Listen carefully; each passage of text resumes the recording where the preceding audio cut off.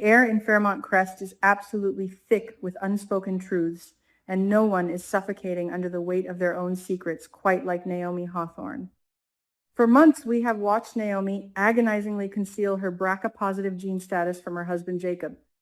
She has been eating herself alive with guilt, especially while Jacob was risking his life undercover to take down the illegal plasma ring. Now that the dust has settled and Jacob is finally home, he is desperate to make up for lost time. He wants to heal, he wants to reconnect, and he wants to be the devoted, loving husband that Naomi truly deserves. But just as Naomi gathers the courage to finally shatter their peaceful bubble and confess her genetic reality, the universe, or perhaps Jacob himself, intervenes in the most unexpected way. Let us break down this incredibly tense and emotional scene. Naomi is sitting alone, literally reading up on how to break the devastating medical news to her family. Her heart is pounding, her hands are shaking, and the words of confession are right on the tip of her tongue. Enter Jacob. Out of nowhere, the conversation shifts to his grandmother's heartbreaking battle with cancer. Why bring up cancer at this exact precarious moment? It feels entirely too coincidental. And then, just as quickly as he brought it up, Jacob pivots, gently insisting that they stop talking about medical issues altogether. He surprises her with a stunning wooden anniversary necklace, pops the cork on the exact champagne from their wedding day, and recites his vows, promising to always be her ultimate safe space. It is a breathtakingly romantic gesture, but as longtime soap fans, we have to ask the burning question. Is this just a beautiful coincidence, or is this a calculated, protective move by a brilliant detective? I strongly suspect that Jacob already knows the absolute truth about Naomi's BRCA status. Think about it carefully. Jacob is a highly trained police investigator. He reads people for a living. He interrogates criminals and breaks down their lies. When he previously asked Naomi about her test results, she hesitated. She stumbled over her words and looked terrified. A man like Jacob does not just ignore a glaring red flag like that from the woman he loves more than anything in the world. Is it entirely possible that Jacob, not wanting to pressure his fragile wife, went behind her back and asked Ashley Morgan? Ashley is a trusted nurse at Garland Memorial. She is deeply embedded in the medical world of Fairmont Crest and is close to the family. If Jacob noticed Naomi's strange, evasive behavior, he might have quietly sought out Ashley to confirm his absolute worst fears. If this theory holds true, Jacob's grand anniversary gesture isn't just about romance and making up for lost time. It is his silent, heartbreaking way of saying, I know your secret, I love you anyway, and I will wait until you are ready to tell me yourself. But how will Naomi react when she finally breaks down and confesses, only to realize she is the one being surprised? Will she be overwhelmed with relief that he already knows and still loves her? Or will she feel profoundly betrayed that her husband investigated her private medical history behind her back? This ticking time bomb is going to explode, and the emotional fallout between these two soulmates will be absolutely spectacular to witness. Speaking of spectacular explosions, let us turn our attention to the courtroom catastrophe brewing for Friday, July 10. The legal battle between Bill Hamilton and the ruthlessly arrogant Mike Davis has been a pressure cooker waiting to blow, and it seems Dr. Madison Montgomery is the one who just pulled the pin. Madison takes the stand to testify, and according to the latest shocking teasers, her testimony hits a massive snag that makes everything infinitely worse for everyone involved. What on earth did Madison reveal under oath that could derail the entire case? Did Madison accidentally expose a critical vulnerability regarding Garland Memorial's internal protocols? Or worse, did her testimony somehow connect back to the disgraced doctor? Leah Whitmore and the illegal plasma ring, implicating the hospital board in a way that destroys Bill's legal defense? We know Madison recently turned down the prestigious Copenhagen research project for Chelsea, proving she is willing to make massive sacrifices for the people she loves. But under the intense, glaring pressure of Mike Davis's ruthless cross-examination, did she finally crack? If Madison's testimony is as damaging as the spoilers suggest, the entire lawsuit might now be utterly unwinnable. Bill Hamilton is already fighting a losing physical battle for his life against Haley's slow drip poison serum.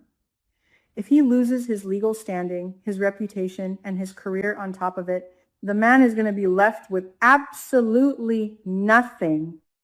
The tension in that room must be suffocating, and we have to wonder if Naomi, acting as co-counsel, will be able to salvage the wreckage of her father's career before Mike Davis completely destroys him.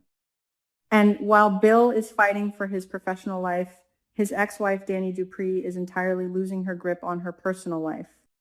Danny is spiraling out of control, and the guilt of her forbidden, passionate elevator hookup with Bill during the devastating tornado is eating her alive from the inside out. Andre Richardson is a saint of a man. He just gifted Danny a beautiful woven ring, a profound symbol of their unbreakable bond ahead of their highly anticipated trip to Japan. He is devoted, loving, and completely oblivious to the fact that his wife recently locked lips with her toxic, manipulative ex-husband. Danny is suffocating under her own hypocrisy, and the teasers reveal she is about to discuss a highly sensitive matter with Ashley Morgan. Why is she turning to Ashley of all people? Danny is desperate for an emotional outlet. She wants to talk about something deeply sensitive, and all signs point to this being about Andre and her own agonizing infidelity. Is Danny's cheating making her lose control of her meticulously curated life? Ashley is currently navigating the incredibly complex waters of grief and forgiveness regarding Grayson Perez and the late Derek Baldwin. Perhaps Danny sees Ashley as a non-judgmental vault, someone who understands that good people make terrible, impulsive mistakes in moments of sheer, unadulterated panic. Danny is terrified that her momentary lapse in judgment with Bill is going to destroy the beautiful, stable life she has built with Andre. Will Ashley advise Danny to take this dark secret to her grave to protect her marriage, or will she push Danny to confess the ugly truth before Andre finds out on his own?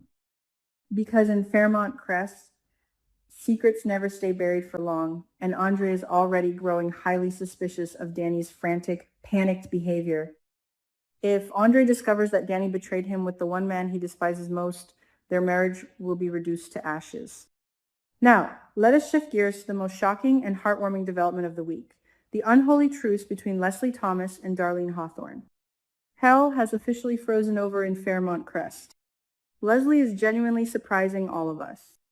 Is the ultimate, undeniable villainess of the town actually changing her stripes? When Ava was lying on her deathbed, bleeding internally and waiting for cat's liver, Leslie made a desperate, tearful deal with God. She promised to change her wicked ways if her daughter survived the surgery. And miraculously, it seems she is actually trying to keep that promise.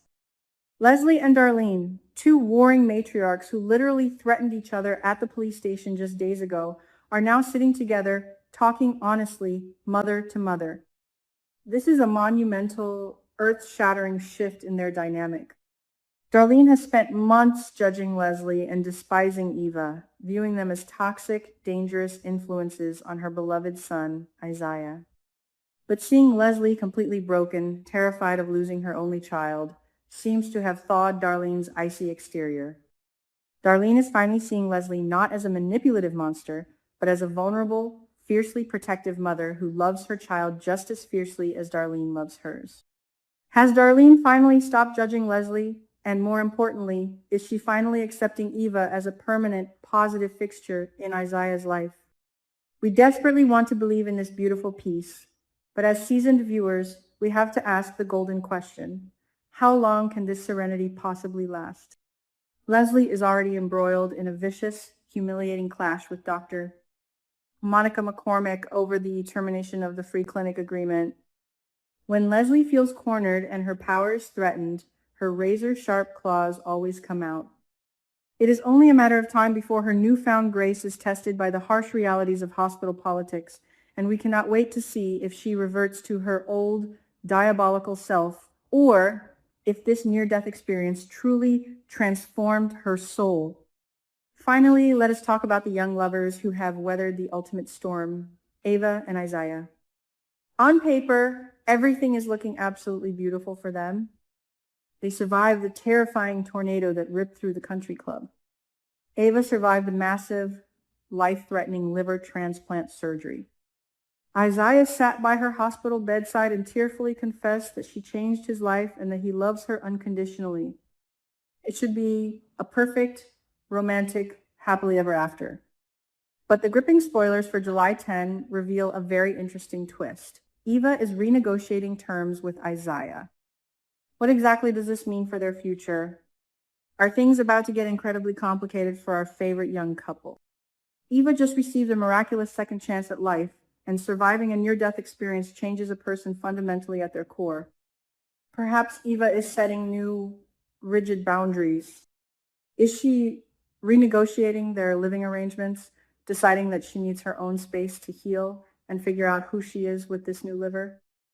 Or is she laying down the law regarding Isaiah's family, demanding that he establish firmer boundaries with Darlene and Elon now that she has suffered so much? Isaiah is deeply devoted and completely head over heels in love, but Ava is fiercely independent and currently navigating profound physical and emotional trauma. This renegotiation might be a beautiful sign of Eva maturing and taking absolute control of her destiny, or it could be the very first major crack in their romantic foundation. Will Isaiah be able to handle the new, empowered Eva, or will these new terms push him away just when they finally found their way back to each other? The drama in Fairmont Crest is reaching a boiling point, and no one is safe from the emotional fallout. We are on the edge of our seats, waiting to see who survives the coming wreckage.